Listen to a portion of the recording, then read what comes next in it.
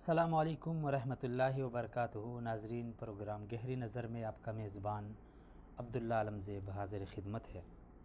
ناظرین کرام، رمضان کی خصوصی اور اسپیشل ٹرانسمیشن وصال اردو پہ آپ ناظرین ملاحظہ کر رہے ہیں، اور بارہا میں عرض کر چکا ہوں کہ دیگر میڈیا چینل سے بالکل ہٹ کے وصال اردو اپنے پروگرامات آپ ناظرین تک کے لیے پیش کر رہا ہے۔ ناظرین کرام، آپ ناظرین کے علم میں ہوگا کہ رمضان سے قبل اسلام آباد ہائی کورٹ کا ایک فیصلہ آیا تھا۔ جسٹس شوکت عزیز صدیقی صاحب نے فیصلہ سنایا تھا، خصوصاً جو میڈیا چینلز پہ رمضان ٹرانسمیشن کے نام سے جو پروگرامات ہو رہے ہیں وہ کس انداز سے ہو رہے ہیں اور اس میں کیا وہ میسج دینا چاہتے ہیں، اس سے آپ ناظرین بخوبی آگاہ ہیں۔ ان کے رمضان کی آڑ میں ان کے مقاصد کیا ہیں۔ فیصلہ آیا تو قوم کو بڑی خوشی ملی کہ شاید اس رمضان ہم تھوڑا سکون سے گزاریں گے، لیکن کچھ ہی دن قبل اس فیصلے کو اسی ہائی کورٹ، اسلام آباد ہائی کورٹ سے کالعدم قرار دیا گیا، اور پھر سے رمضان المبارک میں پچھلے سال اور اس سے پچھلے سال سے بڑھ کر اس سال یعنی وہی کچھ دکھایا جا رہا ہے جو ہم پہلے مشاہدہ کر چکے ہیں۔ ناظرین کرام، رمضان المبارک میں رسول خدا صلی اللہ علیہ وسلم نے فرمایا کہ شیاطین کو جکڑ دیا جاتا ہے، لیکن معاشرے کے ذہن میں ہمیشہ سے ایک سوال رہتا ہے کہ اگر شیطان جکڑ دیے جاتے ہیں تو پھر یہ شیطانی کام کیوں ہوتے ہیں، چاہے وہ میڈیا کی صورت میں ہو، چاہے عام معاشرے کے یعنی ہماری زندگی، سوسائٹی، سماج میں، مارکیٹ میں، بازار میں، ہر جگہ پہ جو شیطانی کام ہوتے ہیں یہ کیوں ہوتے ہیں، ایک بہت بڑا سوال ہے۔ دوسرا، ناظرین، میڈیا کے لیے کیا کرنا چاہیے تھا اس رمضان المبارک میں، اس ماہ مقدس کے تقدس کو مد نظر رکھے میڈیا کو کیا کردار ادا کرنا چاہیے تھا، اور کیا وہ اس اپنا کردار ادا کر رہا ہے یا نہیں، اور آئندہ بھی کچھ دن رہتے ہیں اور بالکل رمضان کے آخری لمحات ہیں۔ اس میں ہم کو یعنی معاشرے کو، افراد معاشرہ کو اپنا محاسبہ کرتے ہوئے کہ ہم نے اس رمضان میں کیا کھویا، کیا پایا، ان سارے امور پہ آج کے پروگرام میں ہم بات کریں گے۔ حسب سابق میرے ساتھ اسٹوڈیو میں تشریف فرما ہیں جناب فردوس جمال صاحب۔ بہت شکریہ جمال صاحب۔ جمال صاحب، پہلے تو ظاہر بات ہے آپ میڈیا کے آدمی ہیں اور سوشل میڈیا کے تو آپ بے تاج بادشاہ ہیں، ایک نام ہے آپ کا، اور سب سے پہلے آپ یعنی ایک میڈیا کے ساتھ تعلق کی بنا پہ جو رمضان المبارک میں ہمارا جو میڈیا جو کچھ دکھا رہا ہے اس پہ اپنا تجزیہ پیش کریں کہ ہم پھر اسی حساب سے آگے بات بڑھائیں۔ بسم اللہ الرحمن الرحیم۔ عبداللہ صاحب، سب سے پہلے تو آپ کا شکریہ کہ آپ نے مجھے موقع دیا اس ٹاپک پہ گفتگو کرنے کا۔ بغیر کسی تمہید کے اگر میں کہوں تو یہ بات ہے کہ قرآن مجید کی ایک آیت ہے کہ وَذَرِ الَّذِينَ اتَّخَذُوا دِينَهُمْ لَعِبًا وَلَهْوًا وَغَرَّتْهُمُ الْحَيَاةُ الدُّنْيَا، سورہ انعام کی آیت ہے، آیت نمبر 70۔ اللہ سبحانہ وتعالی ارشاد فرماتے ہیں کہ اس سے لوگوں کو چھوڑ دیجئے، ان کے مجلس سے اٹھ کے چلے جائیے جو لوگ دین کو کھیل تماشا بناتے ہیں اور ان کو دنیا کی زندگی کی زینت نے دھوکے میں ڈالا ہوا ہے۔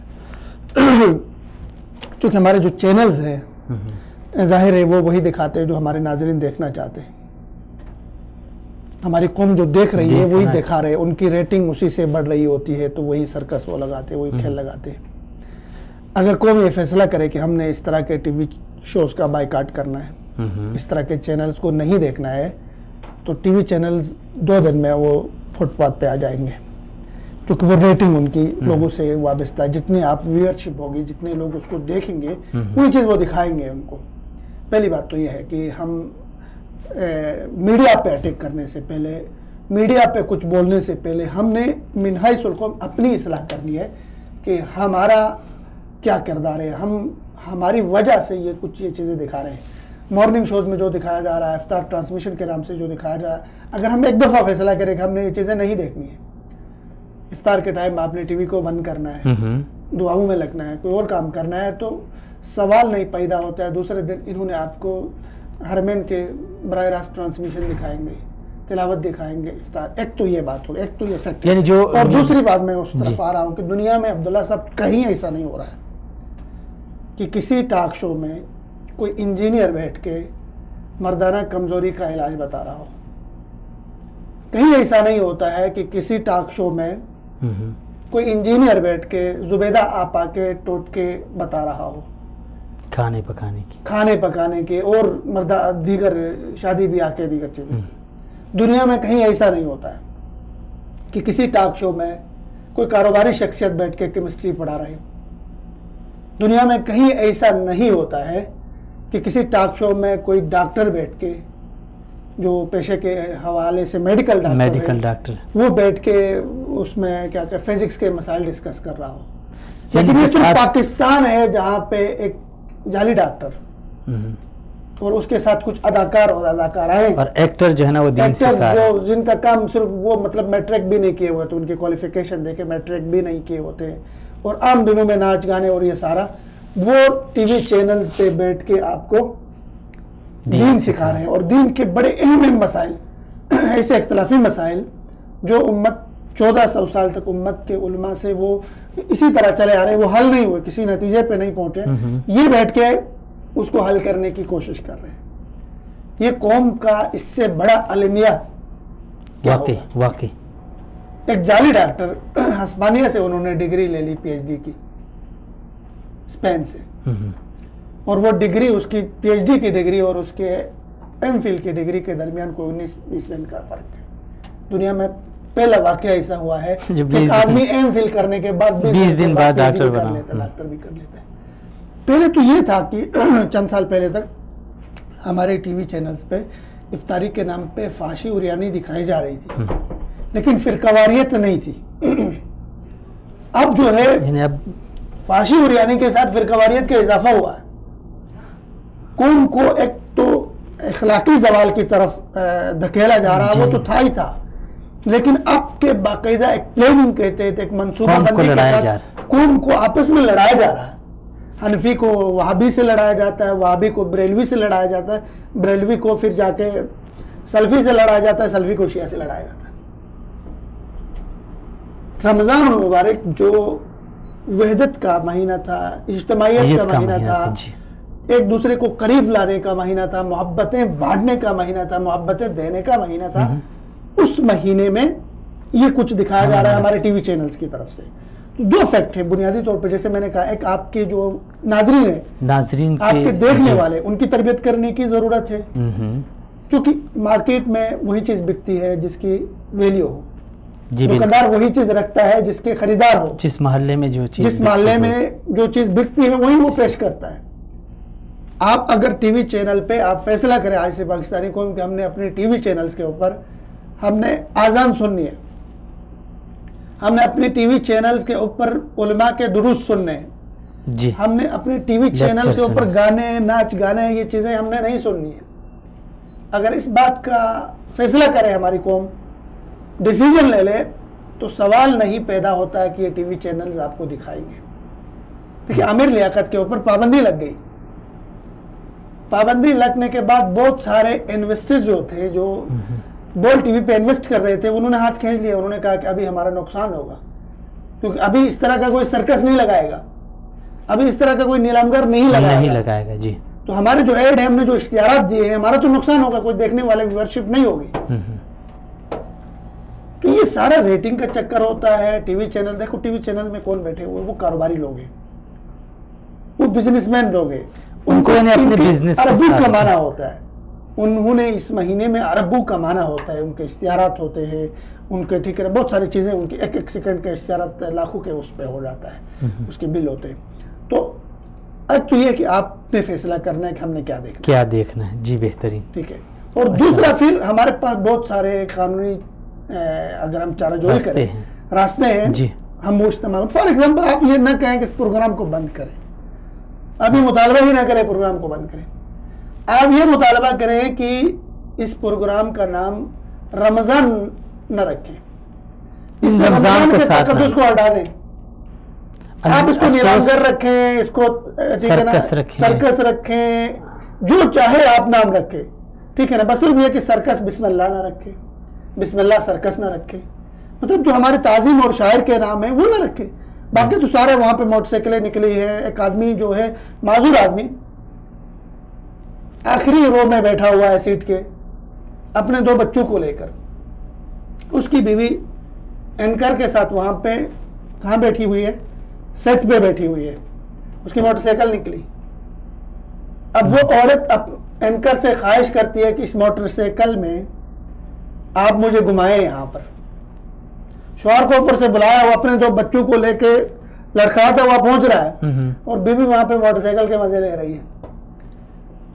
تو اس میں قصور صرف اینکر کا نہیں ہے, قصور ہماری اس غیرت کا ہے جو مر چکی ہے. جی بالکل. قصور ہمارے, اب دیکھیں میں ایک مثال دیتا ہوں, ہماری غیرت کے عجیب معیار ہیں. اگر وہی عورت جو وہاں پہ اینکر کے ساتھ موٹر سائیکل پہ بیٹھ کے گھوم رہی ہے, شوہر اس کے یہ سارا تماشا دیکھ رہا ہے بغیرت آدمی, اگر روڈ پہ چلنے والا کوئی آدمی اسی آدمی سے, اسی شوہر سے کہے کہ بھائی میں آپ کی بیوی کو اپنی موٹر سائیکل پہ تھوڑا سا گھمانا چاہوں گا, دے دے گا اجازت؟ نہیں, ہرگز نہیں دے گا. نہیں, چونکہ ہمارے معیار اتنے تبدیل ہوئے ہیں, ہمارے جو ہے نا, ہمارے جو وہ جو غیرت تھی وہ اتنی زیادہ مر چکی ہے, اتنی زیادہ مجروح ہو چکی ہے کہ ہمارے پاس ہمیں سمجھ ہی نہیں آ رہی ہے ہم کہاں, کس زوال کے پاتال میں, کس زوال کی اس سطح پر ہم پہنچ گئے ہیں. تو یہ چیزیں دیکھیں, یہ چیزیں دیکھ کے ہماری نوجوان نسل جوان بگڑ رہی ہے, اور بگڑ رہی ہے.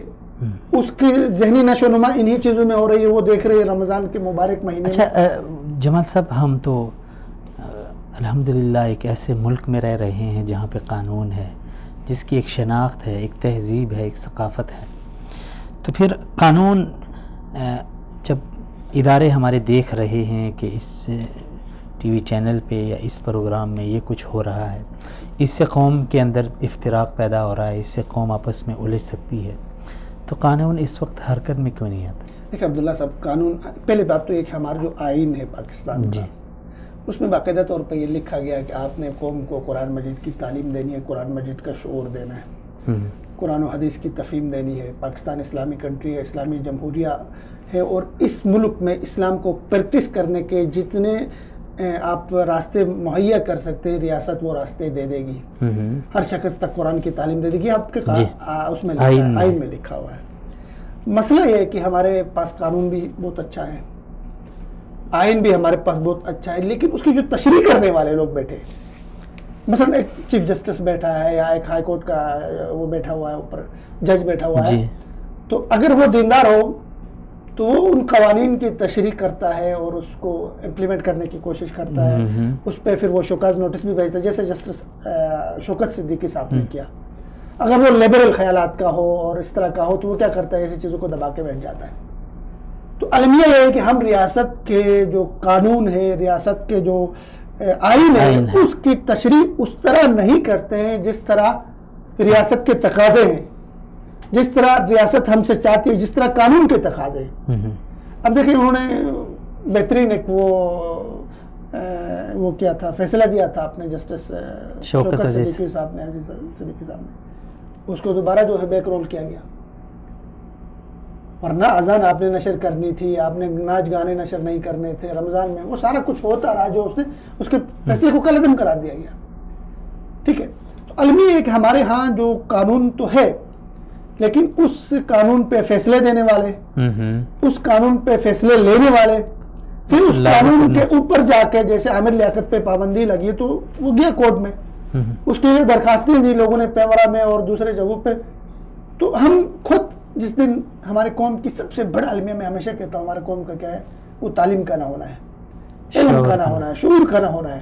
جب تک قوم میں شعور نہیں آئے گا, قوم میں علم نہیں آئے گا, قوم ہمیشہ یہی چاہے گی کہ فیصلے ایسے دے جائیں جو کیا ہو, غلط ہو, جو ہمارے آئین اور اس سے متصادم ہو, ورنہ پاکستان ایک اسلامی ملک ہے، پاکستان اسلام کے نام پہ بنا ہے، 10 لاکھ شہداء کی قربانی سے بنا ہے. اگر یہاں بھی رمضان کے مقدس مہینے میں، عبادت کے مہینے میں ہم اس طرح کی بکواسات، اس طرح کے بےہودگی اور اس طرح کی بے شرمی اگر دکھا رہے ہیں تو ہم کیا پیغام دے رہے ہیں دنیا کو؟ ہم کیا پیغام دے رہے ہیں آنے والی نسل کو کہ یہ پاکستان اسی لیے ہمارے بزرگوں نے حاصل کیا تھا، اس پاکستان کو اسی لیے حاصل کیا تھا کہ یہاں پہ ہمارے لیے جو فلم طوائف ہے، کل تک ان کے نام طوائف تھا، وہ بیٹھ کے ہمیں دین سکھائیں گی. پاکستان میں سب سے بڑا ظلم جن کے ساتھ ہو رہا ہے عبداللہ صاحب، وہ علماء کے ساتھ ہو رہا ہے. وہ کیسے؟ علماء کا منصب ہر آدمی نے سنبھالا ہوا ہے. دیکھو کوئی ڈاکٹر، آپ کو ایک بات بتاؤ نا، عام آپ فیس بک پہ، سوشل میڈیا پہ دیکھیں، عام آدمی ڈاکٹر بہت کم بنتا ہے. مثلا میڈیکل کے مسائل عام آدمی نہیں لکھے گا، ٹھیک ہے. اچھا انجینئر مثلا کوئی عمارت کے حوالے سے کوئی نہیں لکھے گا، اس عمارت کوئی بہت کم ایسا ہوتا ہے کہ آپ.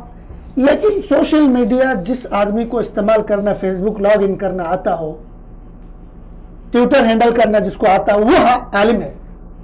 آپ ایک اسلامی پوسٹ لکھ کر دیکھیں، نیچے ٹھیک کرنا 200 لوگ آپ کے اوپر کومنٹس کر لیں گے، اور ہر آدمی کیا کرے گا اس میں اپنی جو ہے نا وہ کوئی رائے دے رہا ہوگا کہ بھائی جی یہ ہے کہ اس مسئلہ کا کوئی تنقید کرے گا، تنقید ایسے کر رہا ہوگا، کوئی اس طرح کر رہا ہوگا، کوئی اس طرح. اب میں نے ایک مثال حضرت علی رضی اللہ تعالیٰ عنہ کے مولد کعبہ ہونے پہ ایک پوسٹ میں نے لکھی. ہاں یہ بحث بھی بہت سرگرم، یہ ابھی اٹھایا گیا سوشل میڈیا. یہ پوسٹ میں نے لکھی، اس میں پہلا جو کومنٹس آیا تھا وہ کیا تھا، بھائی اگر وہ خانہ کعبہ، میں نے علمی حوالے سے اس کے پورا وہ ڈیٹیلز لکھے کہ مطلب اس سے روایت کون، 2 روایتیں کہاں. ویسے اس کا یہ بھی ایک بہت بڑا ایشو ہے اور آج کل بہت چل رہا ہے، کون سی روایت کہاں پر ہے. میں نے وہ اس پہ ایک ڈیٹیل لکھی وہاں پہ، حقیقت کیا ہے، حقیقت کیا ہے. تو اس پہ پوسٹ میں سب سے پہلے کمنٹ جس آدمی کا آ گیا، اس نے لکھا تھا کہ آپ کو کیا تکلیف ہوتی ہے وہ کہیں بھی پیدا ہو جائے، ٹھیک ہے. پھر دوسرے نیچے کمنٹ لکھا نہیں وہ وہاں پہ پیدا نہیں ہوتے. مطلب میں جانتا ہوں اس آدمی کا ہے بیچارے کا علمی لیول کیا ہے، وہ میٹرک پاس بھی نہیں ہے. تو ہمارے ہاں ہر آدمی، میں کہا علماء کے ساتھ سب سے بڑا ظلم ہو رہا ہے. ہر آدمی نے ان کا منصب، ہر آدمی مفتی ہے، ہر آدمی مسئلہ بتاتا ہے، ہر آدمی دوسرے مفتی کے مسئلے کو کالعدم قرار دیتا ہے. ہر آدمی جو ہے نا طلاق کسی کے عقد میں بھی عورت ہے اس کو نکال کے کسی دوسرے کے عقد میں کرتا ہے. آپ دیکھیں عمران خان کی طلاق کا مسئلہ ہوا، طلاق عدت، یہ 2 مسئلے، عدت طلاق، یہ بہت ایک شرعی مسئلہ ہے. اس پہ آپ مجھے بتائیں کون سا فیس بک کا یوزر ہوگا جس نے اپنی رائے نہیں دی؟ حالانکہ ایک خالص شرعی مسئلہ بھی تھا طلاق کا ہونا. پھر جو خاص لوگوں کو یعنی بحث کرنی چاہیے تھی، اس پہ علم کو بیس کرنا چاہیے، علماء کو بیس کرنا چاہیے. تو میں یہ سمجھتا ہوں کہ مطلب علماء کے ساتھ سب سے بڑا ظلم ہوتا ہے. ان کے منصب کو ہر آدمی نے سنبھالا ہوتا ہے، ان کے کرنے کے کام ہر کوئی کر رہا ہوتا ہے، لیکن وہ کام بھی ایسے، مطلب اچھی بات ہے اگر آپ علماء کا وہ کام کریں، مثلا کسی کو نیکی کی طرف دعوت دے دیں، کسی کو آپ بھلائی کی طرف بلائے، کسی کو صدقے کی ترغیب دے دے، کسی کو نماز کی طرف، روزے کی طرف بلائے، وہ کام نہیں کریں گے. بلکہ علماء کے وہ کام یہ کر لیں گے جو سب سے زیادہ پیچیدہ ہے، جس پہ سب سے زیادہ بیس طلب ہے، جس پہ بڑے بڑے علماء بھی بس اوقات سر جوڑ کے بیٹھ جاتے ہیں، ساکت ہو جاتے ہیں کہ نہیں اس پہ ہم سے بڑا کوئی بات کرے زیادہ اچھا ہے. دیکھیں سعودی عربیہ میں آپ یاد رکھیں کہ وہاں پہ ایک لجنہ ہے، فتوے کی کمیٹی ہے. اس کمیٹی میں کبار علماء شامل ہے، بڑے علماء شامل ہے. ان سے ہٹ کر عام آدمی فتویٰ نہیں دے سکتا ہے، عام عالم بھی فتویٰ نہیں دے سکتا ہے. انہی کا فتویٰ اتھینٹک مانا جاتا ہے، انہی کا فتویٰ مستند مانا جاتا ہے، انہی کے فتوے کی طرف عام لوگ رجوع کرتے ہیں. معاشرے میں کسی کا مسئلہ ہو گیا تو کہتے ہیں جی وہ ان کے جو فتویٰ لجنہ ہے اس کی طرف رجوع کرتے ہوئے دیکھتے ہیں وہ کیا کہتے ہیں. ہمارے ہاں ایسا نہیں ہے. ہمارے ہاں آپ ایک فتویٰ لے کر کسی عالم سے آ جائے، دوسرا جائے گا کسی اور سے لے کر آ جائے گا. ایک تو یہ کہ ہمارے جو اس طرح کے معاملات ہیں قوم میں تقسیم، لیکن قوم میں آپ اس وقت تک قوم نہیں بن سکتے ہیں عبداللہ صاحب جب تک آپ کی ذہنی ہم آہنگی نہ ہو، بہترین آپ کی سوچ میں یکسانیت نہ ہو، سوچ اور فکر آپ کی ایک نہ ہو، آپ قوم بن کے کسی بھی مسئلے میں کھڑے نہیں ہو سکتے. مثلا ہمارے ایک مثال دیتا ہوں آپ کو، سعودی عربیہ کے اندر وہاں کی مسجدوں میں ایک طرح کے خطبے ہوتے ہیں. مثلا اس ہفتے انہوں نے بات کرنی ہے کس کے اوپر، جی رمضان کے اوپر کرنی ہے، تو پورے ملک میں کوشش ہوگی کہ رمضان کے اوپر یا کم از کم بڑی بڑی جتنی مساجد ہیں جس کے زیادہ نمازی ہیں ان کو ایک وزارت ان کے وہ کر رہی ہے کہ اس موضوع پہ آپ نے خطبے دینے، مہنگائی کے اوپر ہے یا کوئی اور ایشو ہے اس پہ، تو اس سے کیا ہوتی ہے آپ کے ان کے کیپٹل ریاض میں جو ایک آدمی مسجد سے جو فکر لے کر نکلتا ہے، وہ ان کے مدینے میں رہنے والا بھی آدمی وہی فکر لے کے مسجد سے نکلتا ہے، مکے سے بھی وہی فکر لے کے نکلتا ہے. لوگوں میں فکری ہم آہنگی ہوتی ہے. ہمارا ایک محلے میں 2 مسجدیں ہیں، ایک دوسرے کے اوپر لگے ہوئے ہیں. ایک فوج کی حمایت میں تقریر کرتا ہے، ایک فوج کی مخالفت میں تقریر کرتا ہے، ایک نور لیگ کے حق میں تقریر کر رہا ہوتا ہے، ایک پی ٹی آئی کے حق میں تقریر کر رہا ہوتا ہے. جب باہر نکلتے تو پھر لڑائی ہے، باہر نکلتے ہیں لڑائی ہے. تو ہم من حیث القوم کسی ایک مسئلے پہ سٹینڈ نہیں لینے کی بنیادی وجہ یہ کہ ہم فکری انتشار کے شکار ہیں. اچھا، یہ فکری انتشار کو ہم ختم کیسے؟ مسئلہ تو ہے، المیہ ہے، مسئلے کا تو حل بھی ہونا چاہیے. اصل چیز مسئلہ یہ ہے، وہی اصل جو اسباب ہے، جو محرکات ہے، اس کو جب تک آپ ختم نہیں کریں گے.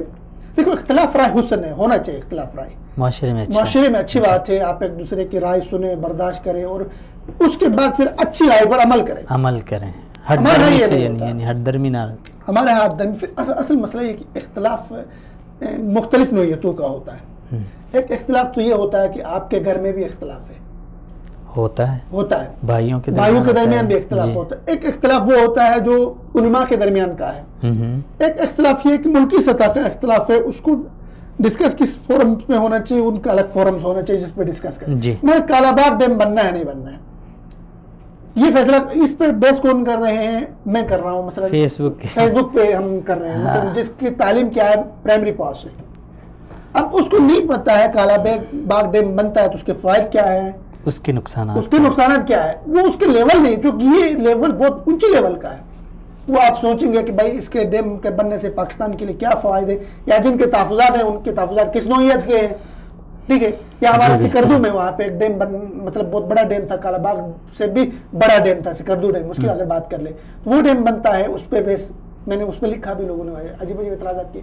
تو مطلب یہ کہ ہمارے جس سطح کی بیس جن لوگوں کو کرنی ہے وہ نہیں کر رہے ہوتے. یہ بھی ایک المیہ ہے. اور جن کو نہیں کرنی ہے وہ کر رہے ہوتے ہیں. اب دیکھو، کالا باغ ڈیم پر ہر کوئی لکھ رہا ہے، لیکن کسی وزیر نے کوئی اپنا سٹیٹمنٹ نہیں دیا. یا جتنے مطلب جو اس سے متعلقہ لوگ ہیں، واپڑا کے لوگ ہیں، یا جس طرح کے پانی کے مسائل کو جاننے والے لوگ ہیں، ڈیموں کے مسائل کو جاننے والے لوگ ہیں کہ ہمارا پانی ضائع ہو رہا ہے، ہم 20 سال بعد ہمارا ملک بنجر بن جائے گا، صحرا بن جائے گا، انڈیا وہاں ڈیمیں بنا رہا ہے.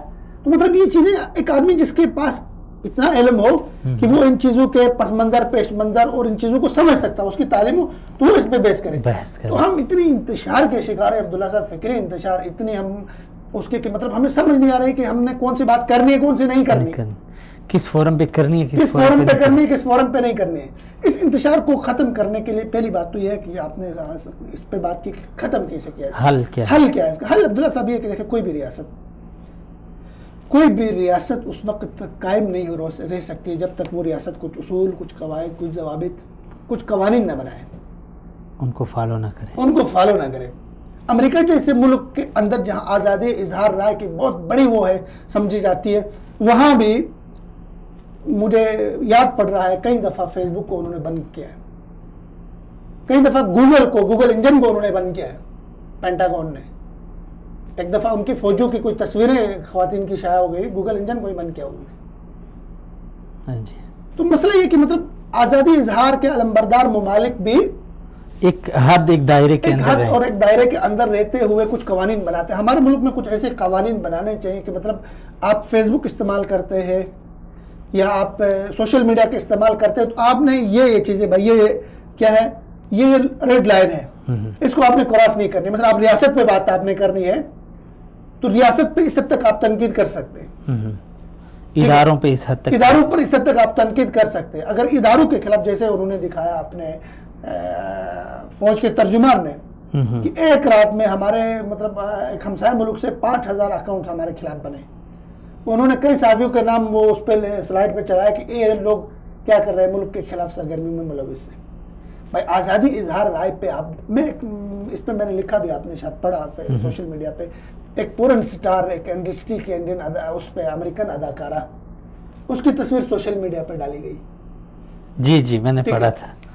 یہ ہمارے مطلب اس کا مینٹلی نام میں نام میں نہیں لے لوں گا، دفعہ کرو چینل پہ نام نہیں لینا چاہیے. نہیں تو ان کی تصویر ادھر ڈال دی گئی.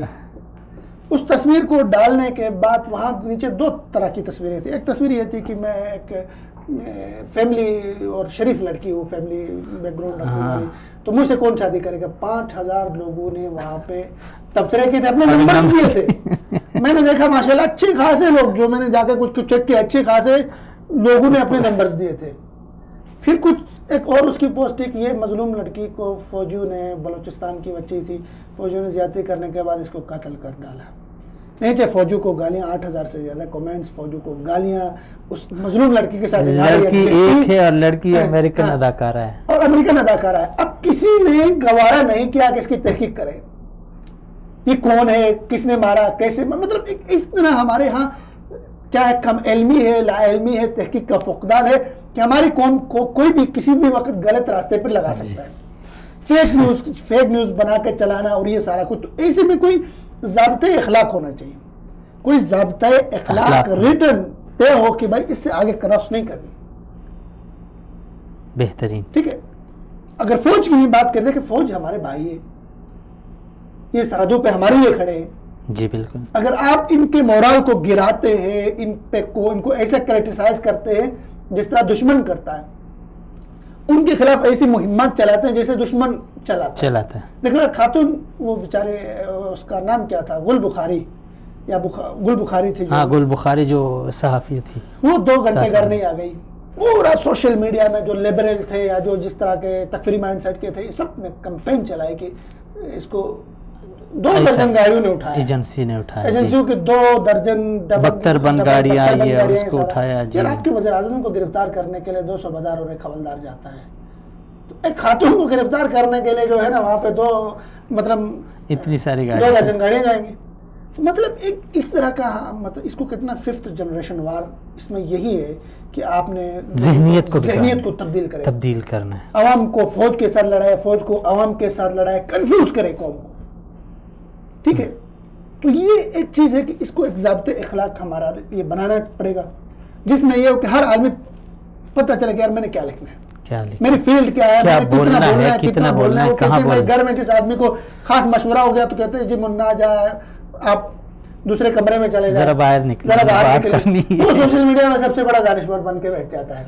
تو اسی طرح کے مسائل ہیں کہ ہمارے ہاں رمضان ٹرانسمیشن میں بھی پھر ایسے لوگ بیٹھ جاتے ہیں.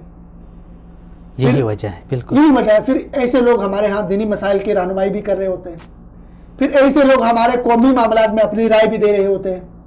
اور قوم کی پھر ذہنیت اس حد تک گر چکی ہے کہ قوم مستند علماء کو چھوڑ کے ایسے لوگوں کو ایکٹر جو دین آپ دیکھیں. میں ایک مثال دے دوں، اگر آپ کسی طارق جمیل اگر اکاؤنٹ بناتا ہے، اپنا ریئل اکاؤنٹ بناتا ہے، یا مفتی تقی عثمانی صاحب، طارق جمیل صاحب بھی چھوڑ دیتا، مفتی تقی عثمانی صاحب کی بات اگر ہم کرتے ہیں، وہ اکاؤنٹ بناتا ہے، اپنے اکاؤنٹ پہ وہ اپنی ویڈیو شیئر کرتا ہے یا کچھ لکھتا ہے، اس پہ اتنا رش نہیں ہوگا اس کے اکاؤنٹ پہ. جی بالکل. جتنا ٹھیک ہے نا آپ اگر عامر لیاقت کو لے کر آئے یا کسی اور جعلی ڈاکٹر کو لے کر آئے یا جس کو دین کا مطلب کچھ پتہ بھی نہیں ہو، بس صرف لوگوں میں مشہور ہے. تو لوگوں کا المیہ یہ ہے کہ آج دیکھو مفتی تقی عثمانی صاحب جیسے لوگ، اتنے عظیم اور بڑے علماء، لوگ عام لوگ نہیں جانتے ان کو، عام لوگوں کو پتہ نہیں ہے وہ کون ہے. بالکل ٹھیک ہے. میں ایک آدمی سے کہا تو کہتے ہیں یار وہ تو کافی کوئی 50 سال پہلے مر چکے ہیں. عثمانی صاحب اسی کی بات کر رہا ہوں 50 سال، اور وہ آدمی پڑھا لکھا تھا. جی مطلب عام آدمی کو نہیں پتہ ہے. دیکھو یہ ہمارے علماء تھے، یہ ہمارے سر کے تاج ہیں، یہ ہمارے فخر ہے. ایسے لوگوں کو میڈیا سامنے نہیں لائے گا، کوئی چینل اس کو نہیں بلائے گا، کیونکہ پتہ ہے چینل والوں کو اس کو بلائیں گے تو یہ دین کی صحیح بات کرے گا، حق سچ بات کرے گا، حق سچ بات کرے گا، علمی بات کرے گا. اور یہ وہ چاہتے نہیں ہیں، یہ مسخرہ پن، چھچوڑا پن اور سرکس نہیں لگائے گا. تو ان کا تو مطلب بکتا ہی سرکس پہ ہے، چھچورے پن پر ہے، ٹھیک ہے نا، جگتے مارنے پہ ہے. باقاعدہ ابھی دیکھ المیہ یہ ہے عبداللہ صاحب، ہمارے ٹی وی چینلز نے پرائم ٹائم رکھا ہے، گھنٹے گھنٹے جگتے مارنے کے اوپر رکھی ہوئی ہے. پوری گھنٹے باقاعدہ ایکٹرز ہیں جو جگتے مارتے ہیں اور ان کی جگتیں لوگ دیکھتے ہیں. یار اس کوپ میں نواز شریف زرداری کم جگتے مار رہے تھے کہ الگ سے آپ کو ٹی وی چینل پہ بھی رکھنے پڑے.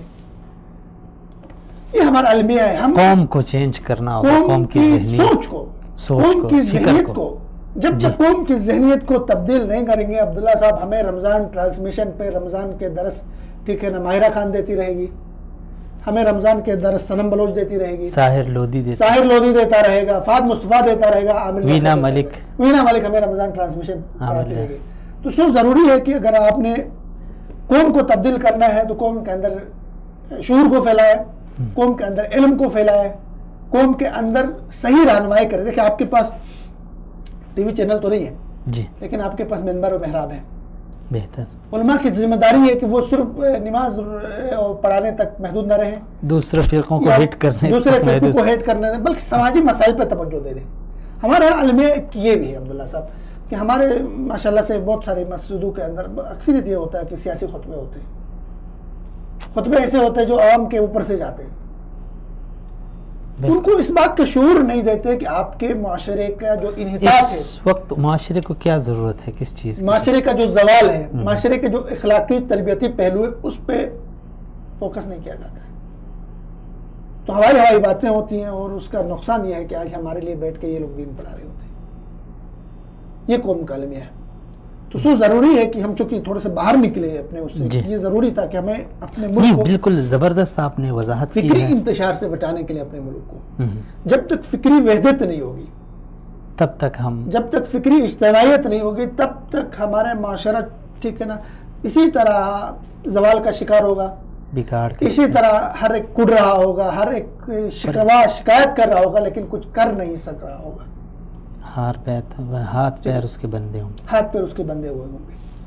یہ المیہ ہے ہمارے. بہت شکریہ جمال صاحب, سلامت رہیں. جی ناظرین, جمال صاحب نے بڑی اچھی طرح سے وضاحت فرمائی ہے, اور پہلے بھی ہم کئی مرتبہ یہ عرض کر چکے ہیں کہ جب تک قوم اپنی حالت بدلنے کے لیے خود نہیں اٹھ کھڑی ہوتی.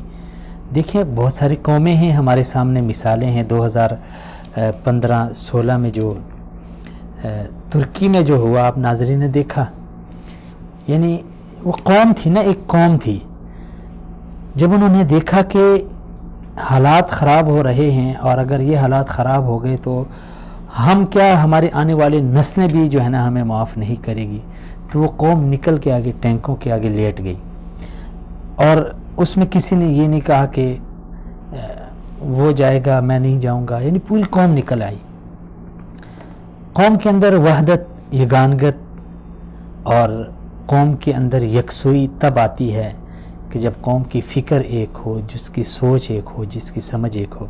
ہمارا المیہ یہ ہے کہ ہر طرف سے ہمیں فکری انتشار کا سامنا ہے. میڈیا پہ آپ دیکھیں تو ایسی یعنی طوفانی بدتمیزی ہے. آپ افطاری کے ٹائم پہ دیکھ لیں, وہ ایک سرکس لگا ہوگا, علماء کو آپس میں لڑائیں گے, یہاں سے ایک مکتب فکر کا عالم اٹھ کے دوسرے کو, اور پھر بات ایک دوسرے تک نہیں رہتی, بات وہ بزرگ ہستیوں تک جاتی ہے, انبیاء کی یعنی انبیاء تک بات جاتی ہے, صحابہ تک بات جاتی ہے, امہات المؤمنین تک بات جا پہنچتی ہے, ائمہ کرام اور تابعین اور سلف تک بات جا پہنچتی ہے.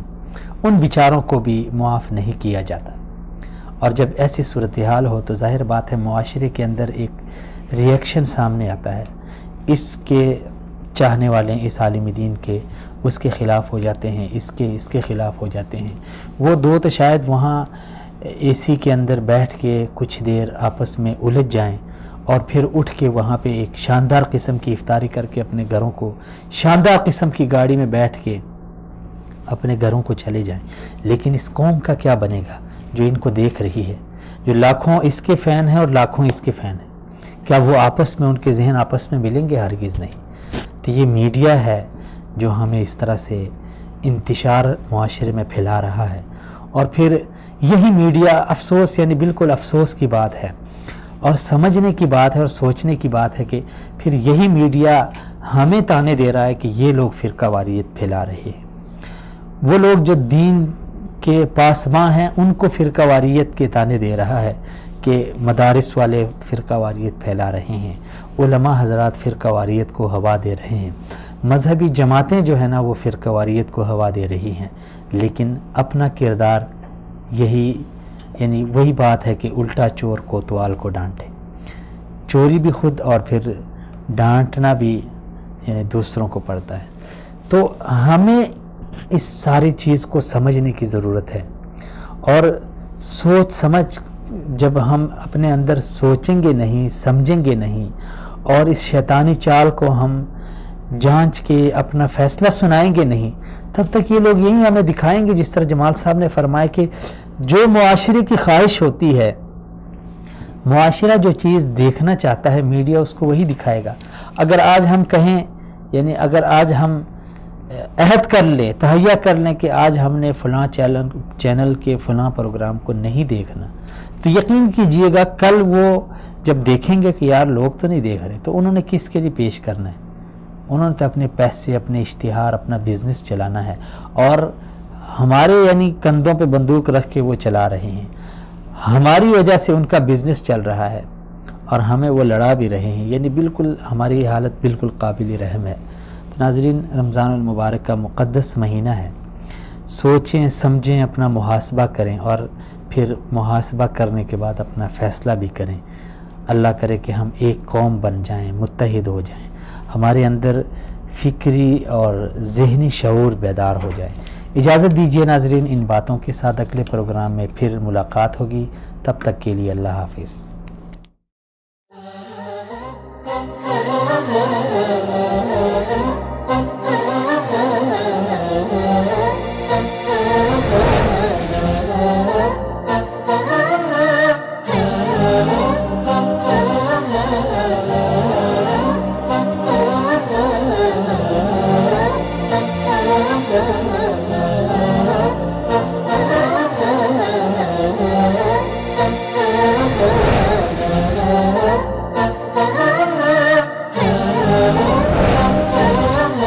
la